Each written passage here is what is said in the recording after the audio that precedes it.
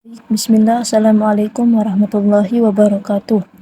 Perkenalkan, nama saya Najma dari kelas PAI 2 semester 4 dengan NIM 2110100061. Saya akan membawakan materi tentang sejarah perkembangan Islam di Nusantara. Awal masuknya Islam di Indonesia. Proses islamisasi di setiap daerah di Indonesia dilakukan secara bertahap. Daerah yang pertama mendapat pengaruh Islam adalah daerah Indonesia di bagian barat. Daerah ini merupakan jalur perdagangan internasional sehingga pengaruh dapat dengan cepat tumbuh di sana.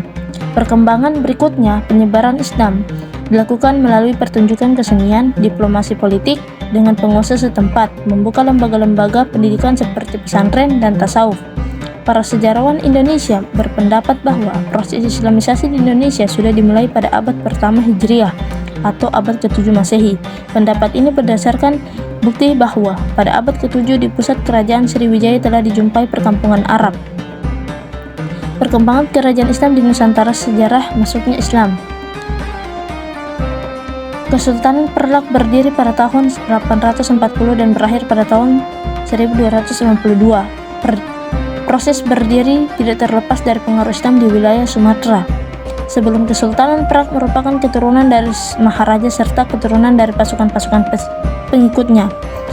Golongan pembawa Islam di Nusantara. Adanya interaksi antara pedagang dari penjuru dunia dengan intensitas yang tinggi memunculkan beragam teori mengenai siapakah sebenarnya yang memperkenalkan agama Islam kepada penduduk Nusantara. Adapun 3 teori tersebut yang menjelaskan mengenai masuknya Islam ke Nusantara antara lain sebagai berikut. Yang pertama, Islam datang dari Arab atau teori Mekah. Yang kedua, Islam datang dari Gujarat, teori Gujarat. Yang ketiga, Islam datang dari Persia, teori Persia. Peran ulama dalam penyebaran agama Islam. Yang pertama, Sunan Gresik, Maulana Malik Ibrahim, Sunan Ampel, Raden Ahmad, Sunan Bonang, Raden Maulana Maktum Ibrahim, Sunan Giri, Raden Paku, dan Sunan Rajat, Raden Qasim. Peranan perkawinan dalam proses penyebaran Islam.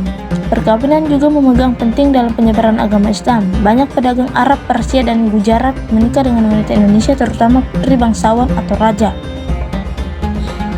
Yang terakhir, peranan pendidikan dalam proses penyebaran Islam. Proses penyebaran agama Islam melalui pendidikan berupa pondok-pondok pesantren. Para santri yang telah lulus merupakan ujung tombak penyebaran Islam di daerahnya masing-masing, seperti pondok pesantren yang didirikan Sunan Gresik, Jawa Timur, pondok pesantren yang didirikan Sunan Ampel, Surabaya, pondok pesantren yang didirikan Sunan Giri, Kedaton, Gresik. Sekian dan terima kasih. Wassalamualaikum warahmatullahi wabarakatuh.